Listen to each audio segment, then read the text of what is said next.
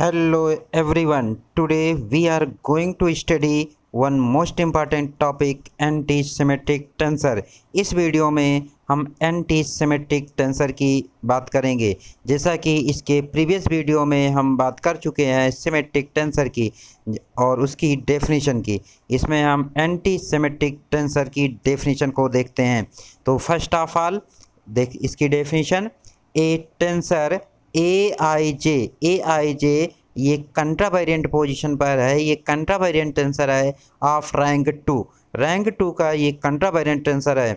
Is said to be anti symmetric या anti symmetric को कहीं कहीं पर हम स्क्यू सिमेट्रिक भी लिखते हैं, यानी एंटी सिमेट्रिक और स्क्यू सिमेट्रिक दोनों एक ही है।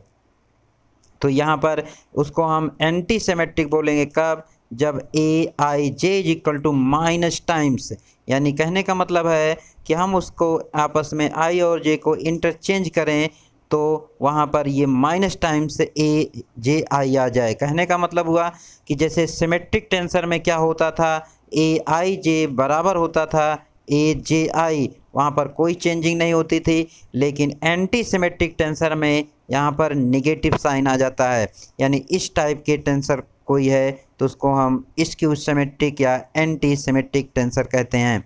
अब इसकी एक थ्योरम है, देख लेते हैं।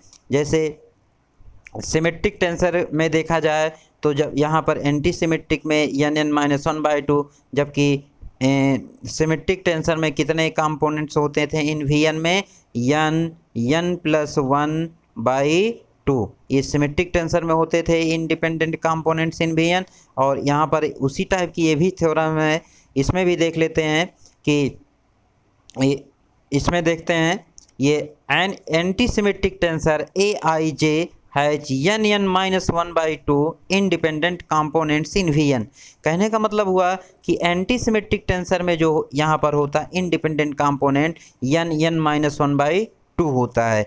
अगर हम इसको याद करने की बात करें तो जो आपका सिमेट्रिक टेंसर में होता है, सिमेट्रिक टेंसर में होता है n+1/2 सिमेट्रिक टेंसर में, और स्क्यू सिमेट्रिक में यहाँ जहाँ प्लस है क्या हो जाता है, यहाँ पे माइनस हो जाता है।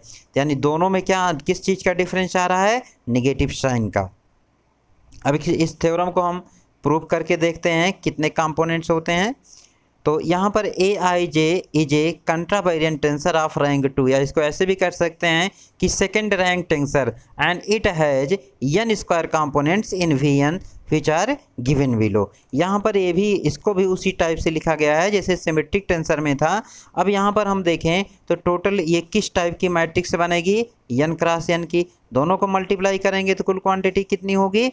n²।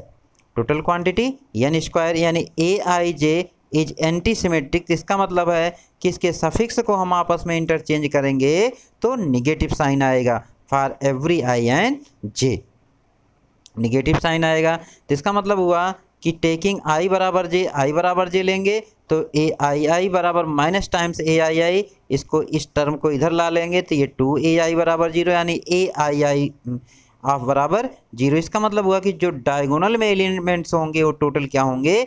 0, यानी a11 a22 a33 dot dot an बराबर 0। यानी इसे के जो डायगोनल के एलिमेंट्स होंगे ये कितने हो जाएंगे? वो 0 हो जाएंगे। तो कहने का मतलब हुआ कि यहाँ पर number of independent components corresponding to repeated suffix कितने हो जाएंगे? 0। रिपीटेड सफिक्स का मतलब हुआ कि a11 a22 यानी ये लाइज करेंगे कहाँ पे? डायगोनल पे। तो number of components of a आ जाए करस्पॉन्डिंग टू डिस्टिंक्ट सफिक्सेस कितना हो जाएगा? n² माइनस n, और due to anti symmetric property this number is reduce to n² minus n/2। ये उसी टाइप से है जैसे सिमेट्रिक टेंसर में था। अब यहाँ पर हम देखते हैं इसको एंटी सिमेट्रिक को कि total number of components in I J in Vn कितना हो जाएगा?